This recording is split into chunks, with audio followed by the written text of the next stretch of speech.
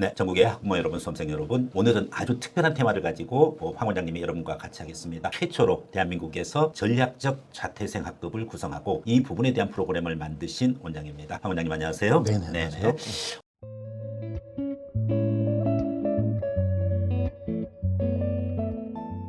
어쩌다가 이렇게 자퇴생 프로그램을 생각하시게 되신 겁니까? 예, 저희 지금 학생들을 가르치다 보니까 고등학생들이 딱 마음 잡고 자기 공부를 하고 싶어 하는 그런 학생들이 많고, 그 다음에 내신 때문에 너무 시달리는 학생들, 그런 부분들을 보면서 이 학생들이 참 너무 불쌍하다. 그런데 그 학생들이 그거에서 견디다 못해서 꼭 자퇴라고 하는 부분을 생각을 하게 되더라고요. 그리고 실제로 재수생들을 가르치다 보니 재수반에 자퇴생들이 꽤 있어요. 그래서 그 자퇴생들하고 대화를 하다 보니까 그 학생들의 심리가 이해가 가서, 그래서 요 학생들이 너무 안타깝다 생각이 들면서 이제 자퇴생들에 대한 관심을 갖게 된 거죠. 네, 전략적 자퇴는 낙오가 아닌 새로운 궤도로의 진입이다. 그래서 오늘은 이 테마를 가지고서 좀 더 구체적으로 자퇴와 관련한 부분 것의 의미를 한번 새겨보도록 하겠습니다. 첫 번째 테마 기준으로 부모의 두려움과 아이들의 논리 사이에는 극심한 온도차가 존재한다라고 이렇게 주장을 하고 계십니다. 어떤 내용인가요? 예, 부모님들 입장에서는 자퇴라는 표현, 이 자퇴에서 퇴자가 퇴학이라고 느껴지잖아요. 그러니까 본인들이 중고등학교 시절에 느꼈던 그 퇴학이라고 하는 느낌으로 어감으로서 받아들이게 되는데, 요즘 학생들은 자퇴라는 단어가 그렇게 거부감을 느끼질 않거든요. 그냥 내가 방법을 달리해서 지금 학교를 다니는 게 이 제도권 교육 안에서 내가 성장하는 것보다 그냥 다른 방식으로 성장하고 싶다라고 하는 방법의 변화를 생각하는 그런 느낌이기 때문에 어머님들이나, 아니 특히 아버님들이 심해요. 어머님들은 그래도 애를 옆에서 보면서 제가 이렇게 힘들고 고통스러워 하는구나, 공감은 안 될지언정 그런 그 교감이 좀 형성이 되는데, 아버지들은 이제 사회생활하는데 아니 우리 애가 왜 자퇴야, 왜 퇴학이야, 그리고 걔가 퇴학당하면 그럼 사회생활은 어떻게 해 하면서 이제 본인들이 겪어왔던 생활, 그리고 본인들의 관점에서는 도무지 용납이 안 되는, 이해가 안 되고 그런 상황들이 많은 거죠.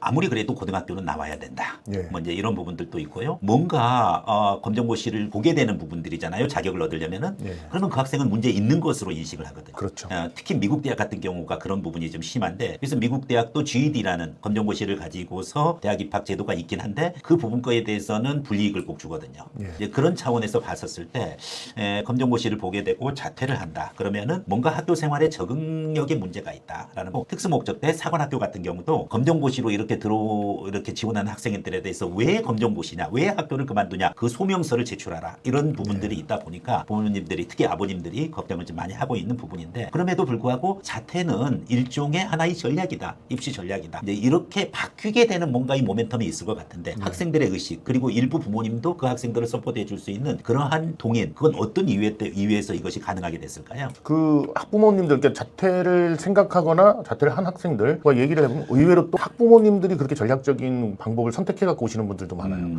그러니까 어차피 고등학교 가서 뭐 하냐, 그 고등학교라고 하는 게 이게 그런 부모님들의 생각인 거죠. 어차피 대학 가려고 고등학교 가는 거 아니냐, 고등학교 가서 괜히 고생하지 마라 하는 학부모님도 사실은 계시고, 또 고등학교를 보내보니 이거 뭐 하는 게 뭐가 있냐, 결국은 내신 때문에 애들이 불이익만 당하지, 본인 실력으로 본인이 공부해서 그냥 대학 가면 되는 거 아니냐, 이렇게 생각하시는 부모님들도 계시고요. 네, 그리고 지금 실질적으로 이제 뭐 학군지라든지 이런 뭐 명문고들 같은 경우에는 내신으로 불이익을 워낙 많이 당하니까 그냥 본인 실력으로 대학을 가겠다, 이렇게 선택하는 학생이나 학부모님들도 많이 있고요. 네. 사실은 인생 살다 보니 인맥이 중요하더라. 그러다가 요 밑에 예전에 이제 치킨집이 있었거든요.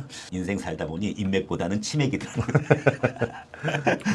근데 뭔가 이게 바뀐 커다란 계기가 있었는데, 그게 아마 저는 코로나가 아닌가 싶어요. 네. 코로나 기간 동안에 학생들이 혼자서 고립된 상태에서 수업을 해봤지 않습니까? 예. 다 비대면이고 그 시기에. 근데 그 시기가 끝나고서 이렇게 보니까 어느 정도 스스로도 반대로 학습할 수 있고, 그렇게 인간관계가 중요하지 않다. 특히 최근에 AI 기준으로는 어떤 집단 정체성, 어느 대학 나왔느냐, 이런 것보다도 개인의 역량, 이런 부분이고, 그렇다라고 하면은 학교에서의 교우 관계가 예전에 사회 관계에 주는 영향력이 있었는데 그것만큼은 지금은 그렇게 영향력을 미치지 못하고 개인의 능력이 훨씬 더 좌우하다 보니까, 또 코로나를 통해서 내성이 기울어졌고, 그러다 보니까 온라인 비대면 수업도 가능하고, 그리고 또 혼자 공부하는데 학생이 익숙해져 있지 않나, 저는 이렇게 생각을 해보거든요. 네네. 자, 그러면은 이런 관계에서 막연한 일탈이 아니고 또 관계의 상처라든지 이런 부분 걸 넘어서 전략적 선택으로서의 자퇴, 자퇴 이 부분 거에 대해서 한번 전략은 완벽하지만은 이걸 어떻게 제대로 대학 입시로 이어질 수 있을지 이 부분에 대해서는 어떠한 과정을 겪게 되고 또 학생들은 어떤 위치에 놓이게 되는지요. 예, 일단 아까 좀 잠깐 넘어갔던 부분들에 대해서도 좀 잠시 언급을 좀 했으면 좋겠는데요. 네네. 지금 학생들이 이제 자퇴를 하게 되는 케이스를 제가 가만히 보니까 이제 관심이 있다 보니까 이제 여러 가지 이제 뭐 커뮤니티 같은 거를 이제 들어가서 그래서 제가 직접 보고 댓글도 달고 그리고 뭐 이렇게 글도 올려보고 했거든요. 네, 그랬을 때 느껴지는 거는 세 가지 케이스가 있더라고요.